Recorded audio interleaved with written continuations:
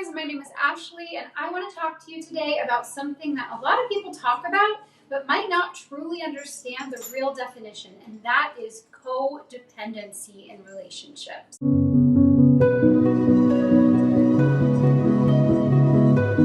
Now, I'm sure you've heard your friends or someone in a conversation talking about codependency, and they might say something like, oh, I better text my partner back quickly because she's a little codependent and it's kind of cute, but I don't want her to worry. Something that people don't understand about codependency is it is a two-way street.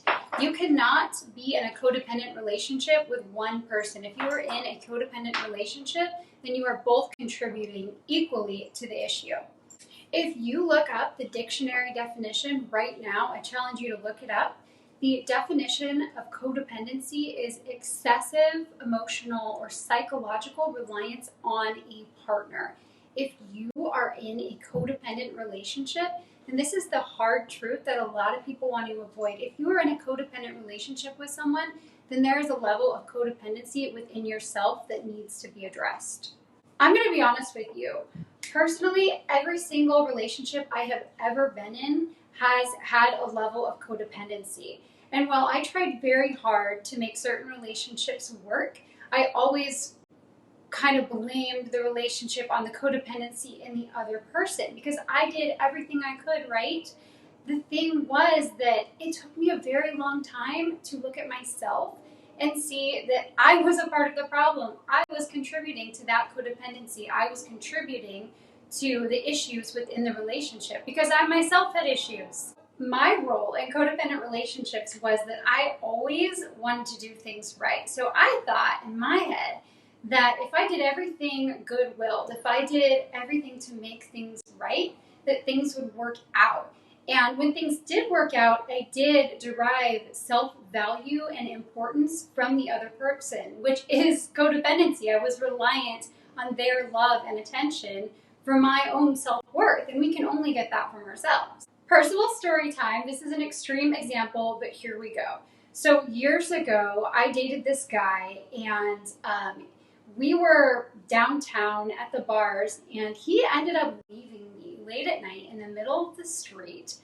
And I wasn't familiar with the area, so I didn't really know what to do. So I started calling him, and of course he wasn't answering his phone. He was with someone else. He had left me in the middle of the street to go hang out with someone else, and he wasn't picking up his phone. So of course, me being with the good heart that I had at the time, right? I called him and I'm trying to make things right. I'm trying to figure out what went wrong. And that was always my thing in relationships. I wanted to figure out what was going on because if something went wrong, there was a lot of blame on myself. I derived a lot of self-value and confidence from what the other person thought of me. So anyway, I call him, trying to work it out. I say, hey, if this isn't going to work out, we can still be friends, but I just need to know if I need to find a ride.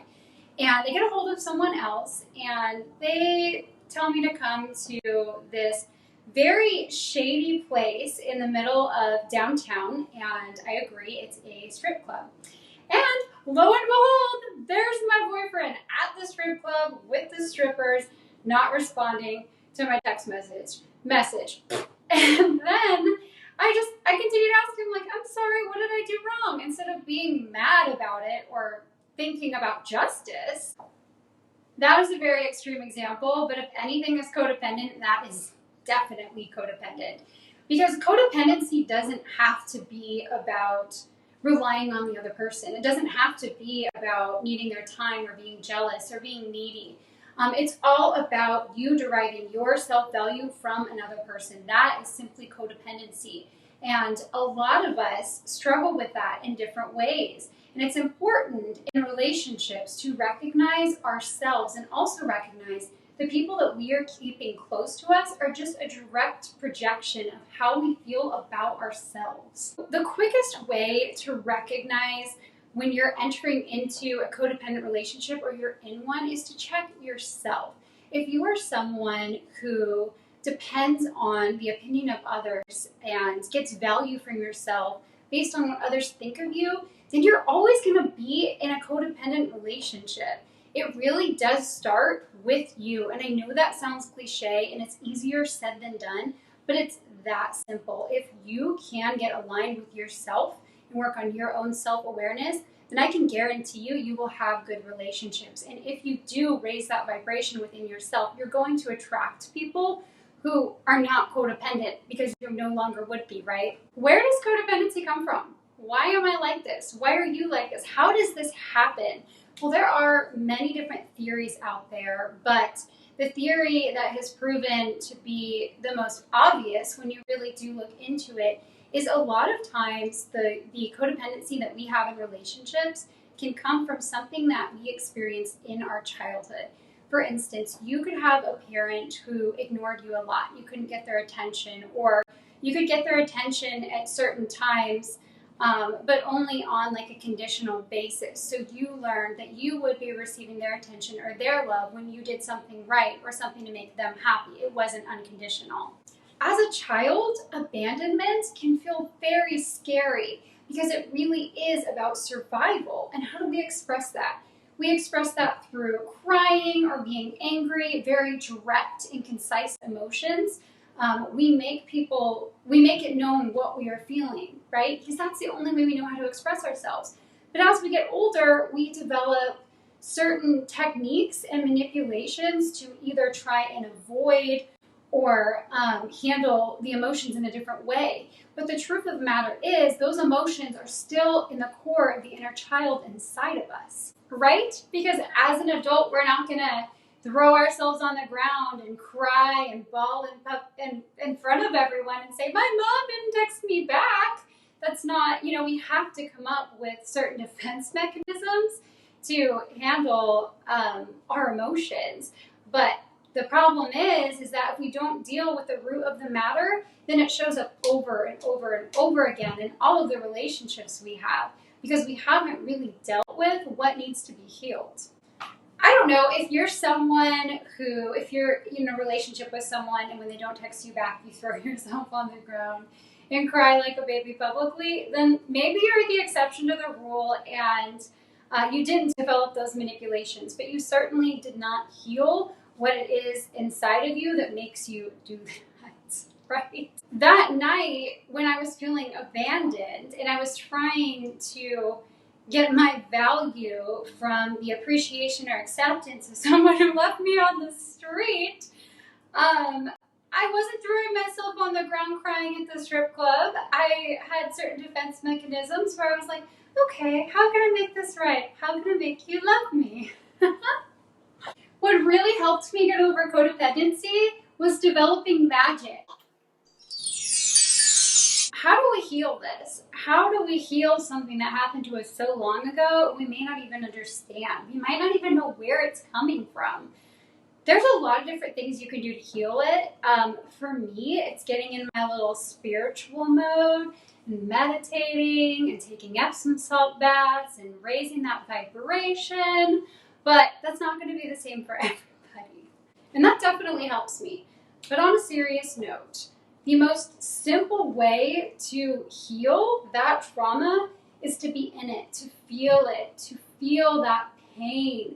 And the problem is a lot of people take the path of least resistance at the time, and they don't realize that long term they're taking the path of most resistance, because there's a lot of problems that happen from avoiding healing something that's affecting you and affecting your relationships. And guys, healing past trauma is hard. It sucks. You don't want to be sitting in your room crying about that time your mom left you in the grocery store, but that's not how your mind would be connecting to it. You would be crying about your partner leaving you, or crying about not feeling accepted or loved by everyone else. There's some serious emotional trauma connected to the actions of others, and there's a serious lack of boundaries. So it's something that when you do sit in your feelings and feel everything that comes to you, it can be very traumatic. It's hard. It sucks.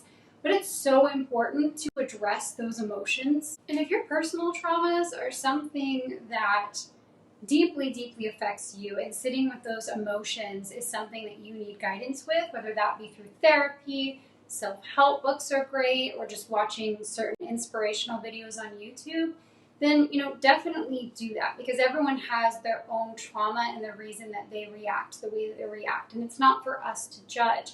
But what I'm trying to convey to you is the reason that you might be having relationships that are codependent or toxic is because it does have something to do with something inside yourself. And so many people ignore that. Some people will avoid their trauma and their emotions at all costs. And then they will, and they'll try to use different styles of avoiding. They might get into gaming. They might get into alcohol. They might get into drugs.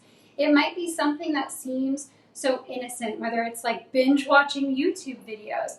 But it's not innocent if it's a reaction to a level of pain that they're feeling that they are trying to escape.